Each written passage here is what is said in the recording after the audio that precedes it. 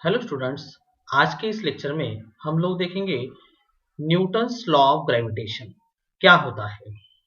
दोस्तों, हमारा लेक्चर है न्यूटन्स लॉ ऑफ ग्रेविटेशन। समझते हैं न्यूटन्स लॉ ऑफ ग्रेविटेशन। तो इसका स्टेटमेंट सबसे पहले हम लोग समझेंगे और उसके बाद उसका एक्सप्लेनेशन समझेंगे। तो स्टेटमेंट क्या है इसका? स्टेटमेंट ये है, every objects in the universe attract other objects by a force of attraction. दुनिया का कोई भी ऑब्जेक्ट, दुनिया के कोई भी दो ऑब्जेक्ट्स, ठीक है, एक एक में को अट्रैक्ट करते हैं एक फोर्स द्वारा, ठीक है। और वो फोर्स जो है वो डायरेक्टली प्रोपोर्शनल होता है to the product of their masses. उनके मास के प्रोडक्ट को वो डायरेक्टली प्रोपोर्शनल होता है, प्रोडक्ट यानी मल्टीप्लीकेशन। और वही फोर्स इनवर्सली प्रोपोर्शनल होता है उनके बीच में जो डिस्टेंस है उसके स्क्वायर को। क्लियर? तो ये है बेटा statement, every two objects in the universe attract each other by a force which is directly proportional to the product of their masses and inversely proportional to the square of distance between them। ठीक है, अब ये है statement. इसको फिर से मैं हिंदी में समझाता हूं आपको कि दुनिया के कोई भी दो ऑब्जेक्ट्स एक में को अट्रैक्ट करते हैं एक फोर्स द्वारा, और वो फोर्स डायरेक्टली प्रोपोर्शनल होता है उनके मास के प्रोडक्ट को और इनवर्सली प्रोपोर्शनल होता है उनके बीच के डिस्टेंस के स्क्वायर को। ठीक है, ये स्टेटमेंट है। अब न्यूटन्स लॉ ऑफ ग्रेविटेशन को ही यूनिवर्सल लॉ ऑफ ग्रेविटेशन कहा जाता है, ये ध्यान में रखना। अब इसको एक्सप्लेन करेंगे, इसका हम लोग अभी एक्सप्लेनेशन देखेंगे। दोस्तों, एक्सप्लेनेशन देखो कैसे। सबसे पहले कुछ थियोरेटिकल टॉपिक लिखना है। Let m1 and m2 be the masses of two objects. बराबर है, m1 और m2 दो ऑब्जेक्ट के मास है और उनके बीच का जो डिस्टेंस है विच इज r। डिस्टेंस को हम क्या रिप्रेजेंट करेंगे? r, उनके बीच का। और उनके बीच का जो फोर्स है वो है F। ठीक है, तो ऐसा हमने थियोरेटिकल एक्सप्लेनेशन लिख दिया कि दो ऑब्जेक्ट्स है मेरे पास, एक का मास है m1, दूसरे का मास है m2, और उनके बीच का जो डिस्टेंस है वो है r, एंड उनके बीच का जो फोर्स है वो है F, कैपिटल F। और वैसे ही हमने एक डायग्राम रिप्रेजेंट कर दी। So this is our diagram. देखो, आपको ये डायग्राम में दिख रहा है कि एक ऑब्जेक्ट है पहला जिसका मास m1 है, दिख रहा है m1 is the mass of first object, and this is the second object और जिसका मास है m2। ठीक है, और उनके बीच में जो डिस्टेंस है वो है r, small r is the distance between two object. इनके बीच में जो डिस्टेंस है वो है r, और उनके बीच का जो फोर्स है दैट इज F।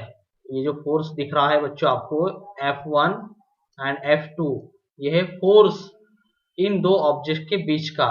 M1 जिसका मास M1 और M2 है, ये मेरे पास दो ऑब्जेक्ट्स है, इनके बीच का एक फोर्स है F।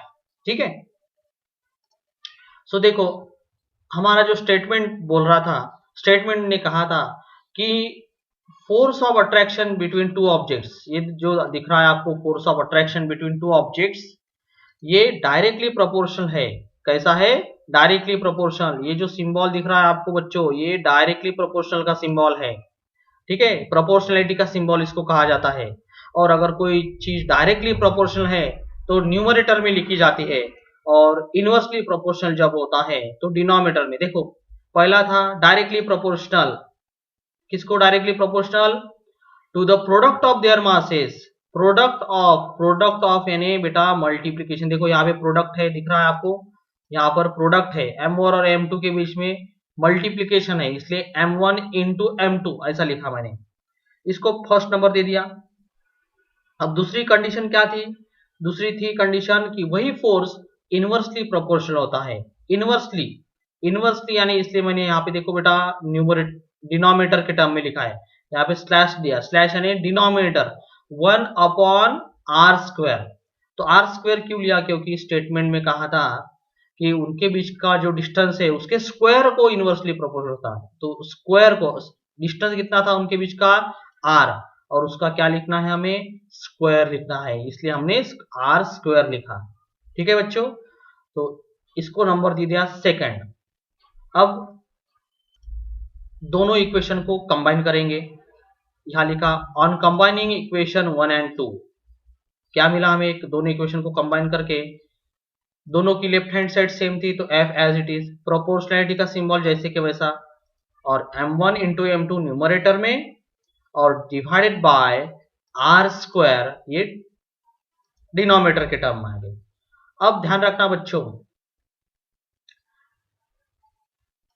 कंसेप्ट है एक बता रहा हूं, वो कंसेप्ट ध्यान दो। अगर प्रोपोर्शनैलिटी को हटा के, ध्यान रखना, प्रोपोर्शनैलिटी को हटा के, क्या बोला मैंने बताओ, प्रोपोर्शनल, ये जो सिंबल आपको दिख रहा है ये प्रोपोर्शनैलिटी का सिंबल है, इसको हटा के अगर आप इक्वल टू लगा रहे हो, क्या लगा रहे हो, इक्वल टू, देखो इक्वल टू दिखा आपको नीचे स्टेप में, इक्वल टू लगाया, इसको हटा के मैंने क्या लगाया, प्रोपोर्शनैलिटी को हटा के इक्वल टू लगाया, तो इक्वल टू लगाने के बाद एक कांस्टेंट लगाया जाता है, क्या लगाया जाता है, कांस्टेंट। ध्यान रखना, प्रोपोर्शनैलिटी को हटा के इक्वल टू लगाया तो उसके साथ एक कांस्टेंट लगाया जाता है, ठीक है, और हर बार कांस्टेंट चेंज होगा। तो यहां पर कांस्टेंट है हमारा कैपिटल जी, क्या कांस्टेंट है हमारा, कैपिटल जी, बाकी एज इट इज रखा, देखो F as it is, proportionality को हटा के इक्वल टू लगाया तो कांस्टेंट जोड़ा, m1 m2 divided by r square as it is रखा, ठीक है।